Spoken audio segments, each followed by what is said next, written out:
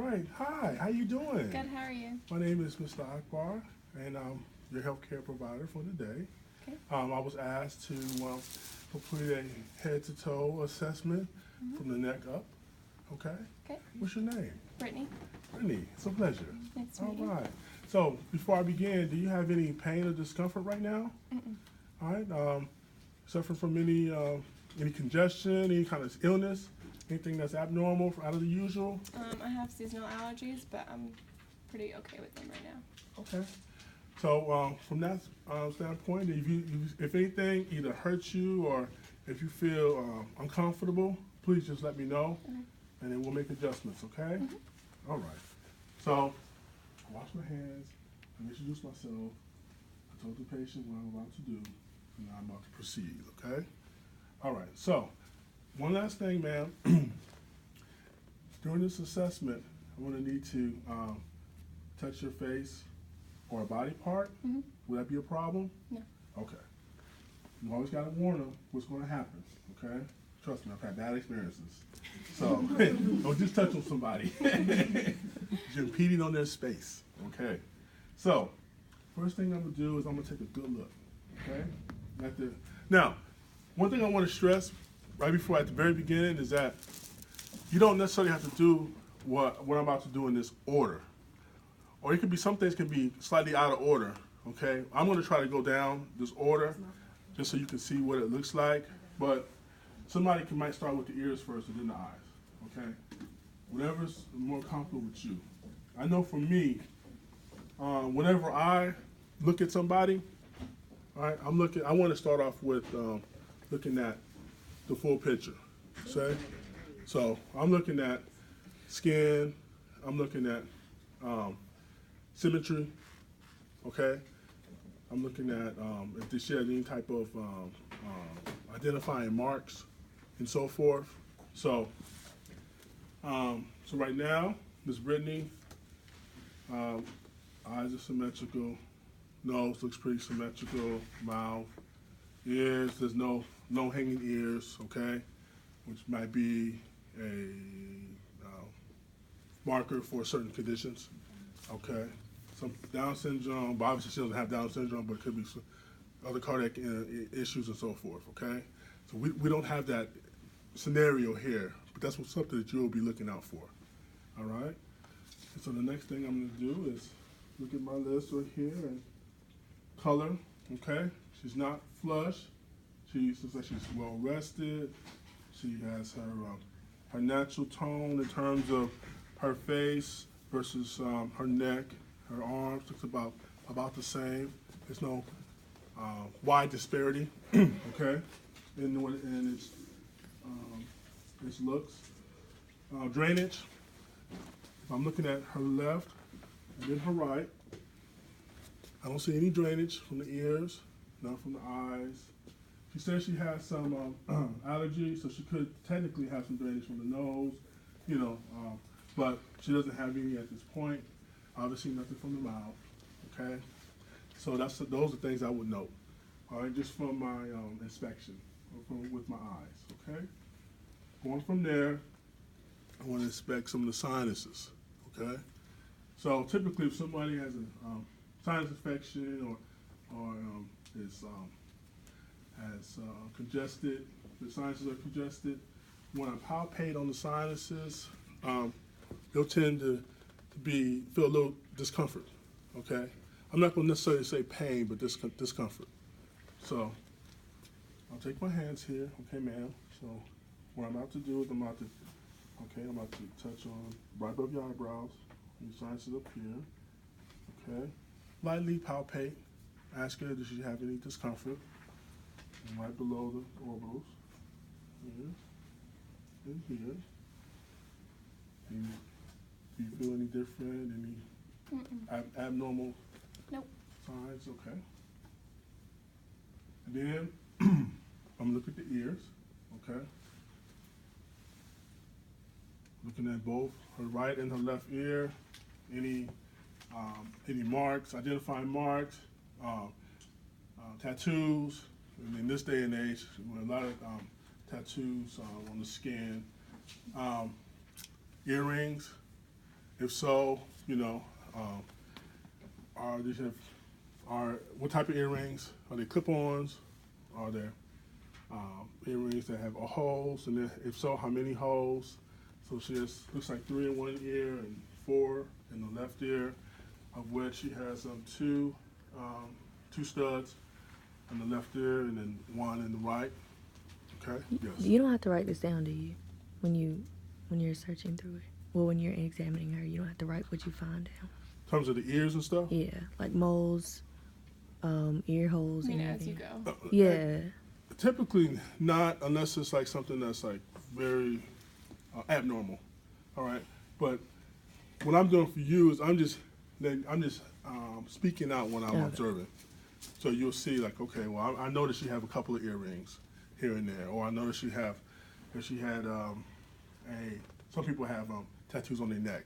I'll notice she has some tattoos on the neck, in the neck region, or scars, and so forth. So I'm just letting you know what's going through my mind as I'm going through this head to toe, above the shoulder, head to toe. Okay. External nose. Okay, so I'm looking at the nose area.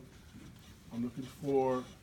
She said she had some allergies. Some people would have allergies, they put their nose a lot, or colds. I'm looking if she had any skin crust, okay, around the edge of the nose. I'm looking to see if there's any abnormal color, right? If it's reddish looking, all right, from blowing your nose a lot or something like that, which is not the case with her. Okay, ma'am, so what I'm gonna do, you stay right there, okay? You're doing just fine. I'm gonna, what they call, measure for patency. So what I'm gonna do is I'm gonna press on one side of your nose, and I want you to blow out, okay? Mm-hmm. So I'm gonna use my thumb, I'm gonna do on the left side, blow out, okay? On the right side, blow out. So now, the reason why I did that is 2 reasons. One reason is to see if she felt any discomfort when I palpated. Another reason is to see if there was any type of a blockage. So when she blew out, I could feel the air coming out of the open nostril, okay? And that's why I left my hands right here. When I did this, I could feel it, okay? I felt slightly more air coming out of the right side than the left side. So she might be a little bit more congested on the left side, the left nair, okay? Now, by this being my first time with this patient, I can't necessarily say that's baseline, because it could be her baseline. She could just, one nair could be a little bit more open than the other. But I'm assuming it's probably not due to her allergies, seasonal allergies. All right? Trigeminal nerve. So our trigeminal nerve is typically somewhere in the cheek area, okay? So if the nerve is what we call not intact or pinched or not or affected in some way, fashion, or form, that's going to cause some extreme pain and discomfort, okay? Just upon simple brushing or light palpation. So what we like to do is we ask our client clenches her teeth, or his teeth, in this case is she. Would you please clench your teeth? All right. Sometimes that can excite the nerve, cause pain. Other times, you may not even have to clench. I can just do this. Simple brush.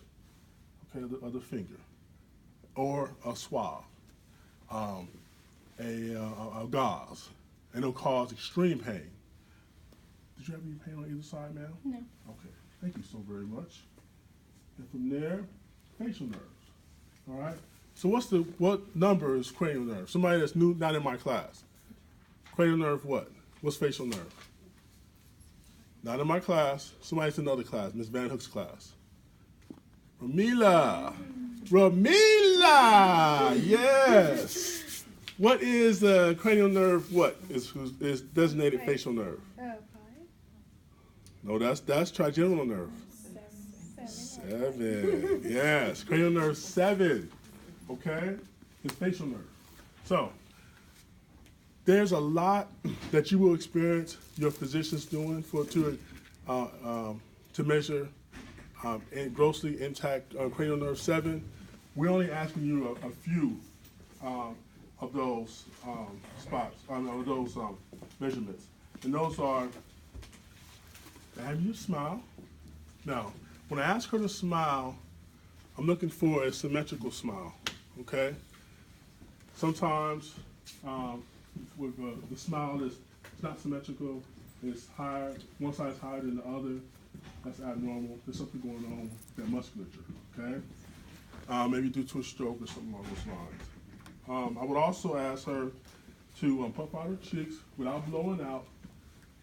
So if you can puff it out, sometimes it's good to demonstrate, okay, for your client. So for me, I'll go, would you please demonstrate, could you please do that for me and hold your breath so I don't, and don't let me push your cheek, push the air out your cheeks, okay? Okay, great. Now you did a great job, okay? Thanks. Compliment your clients, okay? They need that sometimes. You never know what might be going on in their lives, okay? And then she showed her teeth before, but let me just see your teeth one more time. Okay. When I looked at her teeth, first of all, I didn't see any missing teeth, okay? They looked, a little white, they're pretty in line, okay? Upper and lower. And these are just some of the observations that you'll make when you're looking at the patient. Let me see. Cranial nerve 12. Which one is that? Hypoglossal. Okay, so that would be related to like the tongue. So all we asking you to do in this head to toe is do more like a tongue movement.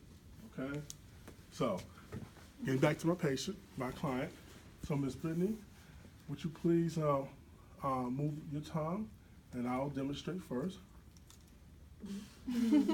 Up and down, left to right. Could you do that for me, please? Because what you might find is that's still so simple, so easy, but some people may deviate. They tell me deviate to one side or the other. Or they may not be able to lift their tongue up, and so that's something that you need to know in order to be able to check off the grossly intact for that particular cranial nerve. Soft palate, that will be vagus nerve, right? Mm-hmm. Okay. And so, simply put, if I had a tongue depressor or something like that, I would open the mouth, and then I would look, see if she has some gag reflex, something like that. I assessed the external ears already, but what I didn't do was assess the cranial nerve for the ears. So there's many tests that we can ask you to do, okay? But for your like the Ryan's test, the Weber's test, but for your assessment, they're only asking you to do one, and that's the Whispers test. Okay? So the Whispers test. Can somebody tell me how to do the Whispers test? Hand on my mouth like this, or something like this, right? Where she can't see or he can't see my mouth moving, right? And what else? You would whisper like a set of numbers and letters. So like a series of like several numbers, several letters, right? Alphanumeric kind of a quote unquote code. And then you asking to the client to repeat it. Okay? So you don't want to be like this close to the patient, but you don't want to be way over here either, right? So the rule of thumb is somewhere between 24 inches, 36 inches, somewhere around there.